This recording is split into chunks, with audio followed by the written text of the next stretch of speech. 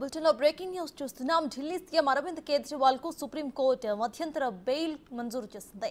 Liquor scam లో ED మార్చి 21న కేజ్రీవాల్ ను arrest చేసిన విషయం అందరికీ తెలిసిందే. అదే కేజ్రీవాల్ పిటిషన్ పై విచారణ జరిపిన జస్టిస్ సంజీవ్ ఖన్నా, దీపాంకర్ దత్తా ధర్మాసనం ఇరుపక్షాల వాదనలు విన్న తర్వాత షరతులతో కూడిన మధ్యంతర బెయిల్ ను మంజూరు చేసింది. జూన్ 2వ తేదీన మళ్లీ లొంగిపోవాలని సుప్రీం కోర్టు ఆదేశించింది.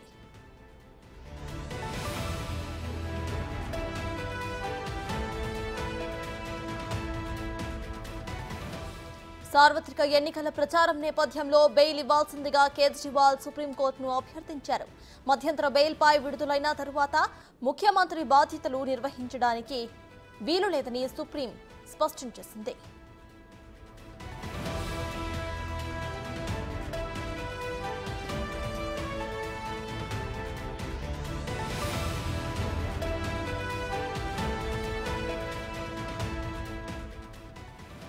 ఇదే విషయంపై పూర్తి డీటెయిల్స్ ను మా ప్రతినిధి శివ ఢిల్లీ నుండి లైవ్ లో అందించడానికి సిద్ధంగా ఉన్నారు. శివ, చెప్పండి, మొత్తానికి ఇటు కేజ్రీవాల్ కి అయితే మధ్యంతర బెయిల్ పిటిషన్ మంజూరు చేసింది సుప్రీం కోర్టు. అయితే కొన్ని షరతులను కూడా విధించినట్టు తెలుస్తోంది. సో ప్రెసెంట్ అప్డేట్స్ ఏంటి? ఇక అరవింద్ కేజ్రీవాల్ టీం ఏమంటుంది? రైట్ సటాజ్, Delhi liquor scam money laundering కేసులో అరెస్ట్ అయ్యి ప్రజెంట్ తిహార్ జైల్లో ఉన్న అరవింద్ కేజ్రీవాల్కు సుప్రీంకోర్టులో భారీ ఊరట లభించిందని చెప్పుకోవచ్చు.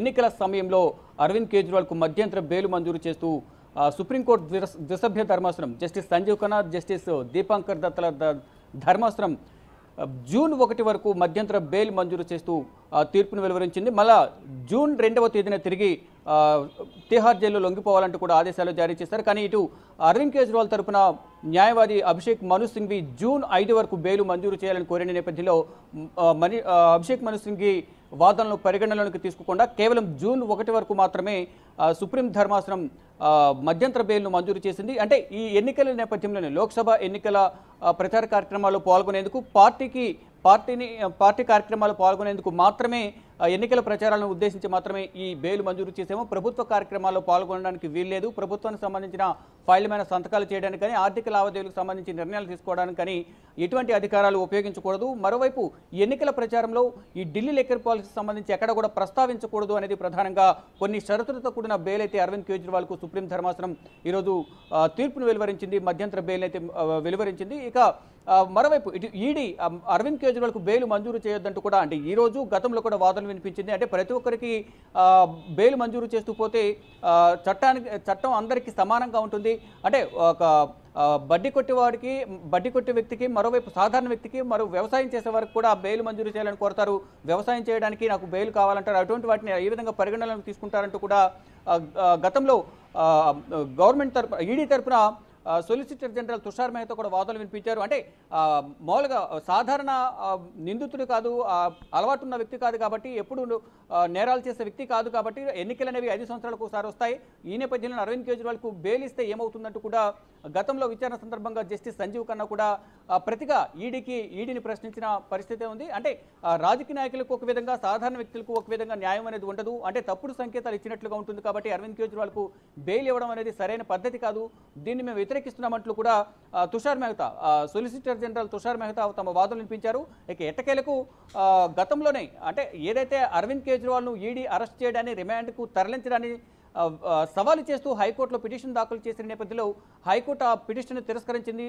హైకోర్టు తీర్పును సవాల్ చేస్తూ మళ్ళీ సుప్రీంకోర్టుకు వచ్చారు. సుప్రీంకోర్టుకు వచ్చే సందర్భంలో అంటే ఈ చట్ట విరుద్ధం అనేది కాకుండా ఇప్పుడు ఎన్నికల సమయం కాబట్టి మధ్యంతర బెయిల్ ఇచ్చేందుకు పరిశీలించే అవకాశం ఉంది. కాబట్టి మధ్యంతర బెయిల్కు సంబంధించి కూడా వాదనలు వినేందుకు మేము సిద్ధంగా ఉన్నాం, మీరు కూడా రెడీగా ఉండాలంటూ కూడా గత విచారణ సందర్భంగా ఈడీకి సూచించింది సుప్రీం ధర్మాసనం. ఈ నేపథ్యంలోనే గతంలో 2 రోజుల పాటు వాదనలు ప్రతివాదనలు జరిగిన తర్వాత మళ్ళీ ఈ రోజుకు వాయిదా వేసిన నేపథ్యంలో ఈ రోజు కూడా ఈడీ అరవింద్ కేజ్రీవాల్కు బెయిల్ మంజూరు చేయడాన్ని మాత్రం వ్యతిరేకించింది. ఇక ఫైనల్ గా మధ్యంతర బెయిల్ను లోక్సభ పోల్స్ ను దృష్టిలో ఉంచుకుని మాత్రమే ఈ బెయిల్ ఇస్తున్నాము. ఎటువంటి ప్రభుత్వ అధికారిక కార్యక్రమాల్లో పాల్గొనడానికి వీల్లేదు. మరోవైపు ఈ ఢిల్లీ లిక్కర్ పాలసీకి కేసుకు సంబంధించి ఎక్కడ కూడా ప్రచార కార్యక్రమాల్లో ప్రస్తావన తీసుకురావద్దు అనే కొన్ని షరతులతో కూడిన బెయిల్ అయితే సుప్రీం ధర్మాసనం అంటే జస్టిస్ సంజీవ్ ఖన్నా, జస్టిస్ దీపాంకర్ దత్తల ధర్మాసనం తీర్పును వెలువరించింది. ఇక ఇప్పటికే ఈ తీర్పును వెలువరించిన నేపథ్యంలో ఆమ్ ఆద్మీ పార్టీ కార్యకర్తలు సంబరాలు చేసుకుంటున్నారు. ఆమ్ ఆద్మీ పార్టీ కార్యాలయానికి మంత్రులు, పార్టీ నేతలు, కార్యకర్తలు భారీగా చేరుకుంటున్నారు. ఒకరికొకరు స్వీట్లు పంచుకుంటున్న పరిస్థితి కనిపిస్తోంది. మొత్తంగా చూసుకుంటే ఈ ఎన్నికల ప్రచారంలో పాల్గొనేందుకు అంటే ఎన్నికలు 7th ఫేజ్ అనేది జూన్ 1తో ముగుస్తుంది కాబట్టి జూన్ 4న ఫలితాలు ఉంటాయి. ఈ నేపథ్యంలోనే జూన్ 4న ఫలితాలు కూడా ముగిసిన తర్వాత జూన్ 5వ తేదీన అరవింద్ కేజ్రీవాల్ మళ్ళీ తిరిగి లొంగిపోతారు కాబట్టి జూన్ 5 వరకు పర్మిషన్ ఇవ్వాలి. అప్పటి వరకు మధ్యంతర బెయిల్ ఇవ్వాలని కోరిన నేపథ్యంలో జూన్ 5 వరకు ఇవ్వడం కుదరదు. జూన్ 1 వరకు మాత్రమే ఇస్తాం. జూన్ 2న మళ్ళీ తిహార్ జైలు లొంగిపోవాలంటూ కూడా సుప్రీం ధర్మాసనం తీర్పును వెలువరించింది. మొత్తంగా చూసుకుంటే ఈడీ వాదనలు పరిగణనలోకి తీసుకోకుండా అభిషేక్ మను సింఘ్వి అరవింద్ కేజ్రీవాల్ తరపున అభిషేక్ మను సింఘ్వి వాదనలు వినిపించిన నేపథ్యంలో మధ్యంతర బెయిల్ మంజూరు చేయాలని కోరిన నేపథ్యంలో అభిషేక్ మను సింఘ్వి వాదనలకు ఏకీభవించి మధ్యంతర బెయిల్ను సుప్రీం ధర్మాసనం మంజూరు చేసింది. సర్టాస్ అయితే శివ, ఇటు ఢిల్లీ సీఎం బాధ్యతలను అయితే నిర్వహించకూడదు అంటూ కోర్టు కూడా తీర్పునిచ్చింది. అయితే దీన్ని ఆమ్ ఆద్మీ పార్టీ ఎలా సమర్థిస్తోంది అంటే వాళ్ళ రియాక్షన్ ఏంటి?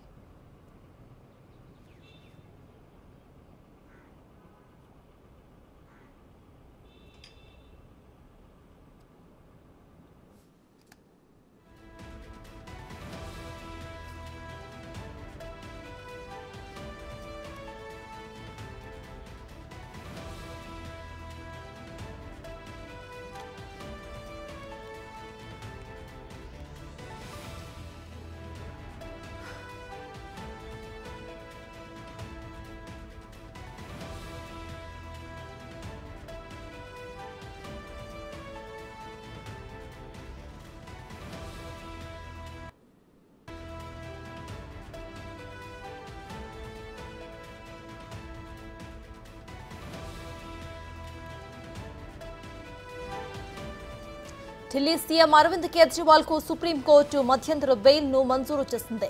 లిక్కర్ స్కామ్ లో ఈడీ మార్చి 21న కేజ్రీవాల్ ను అరెస్టు చేసిన విషయం అందరికీ తెలిసిందే. కేజ్రీవాల్ పిటిషన్ పై విచారణ జరిపిన జస్టిస్ సంజీవ్ ఖన్నా, దీపాంకర్ దత్తా ధర్మాసనం ఇరుపక్షాల వాదనలను విన్న అనంతరం షరతులతో కూడిన మధ్యంతర బెయిల్ ను మంజూరు చేసింది. జూన్ 2వ తేదీన మళ్లీ లొంగిపోవాలని సుప్రీంకోర్టు ఆదేశించింది.